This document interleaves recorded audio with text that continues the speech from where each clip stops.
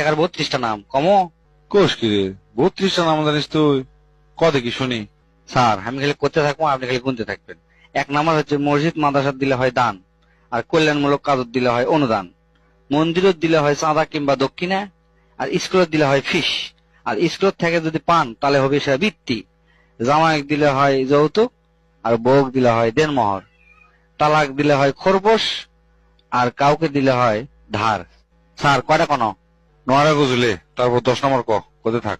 তারপর হচ্ছে ব্যাংকত থেকে নিলে হয় ঋণ, আদালতত দিলে হয় জরিমানা, সরকারক দিলে হয় কর, অবসরের পর যেটা পাওয়া যায় সেটা কয় পেনশন, অপহরণ করার পর যখন চাওয়া হয় সেটা হয় মুক্তিপণ, আর হোটেলের বয়ক যখন দিবেন তখন সেটা হয় টিপস, আর কর্মচারী দিলে হয় বেতন, আর শ্রমিকক দিলে হয় মজুরি, বয়স্কক দিলে হয় ভাতা, অবৈধভাবে পাইলে হয় ঘুষ, আর অনুপ্রাণিত হয়ে দিলে হয় ভর্তুকি।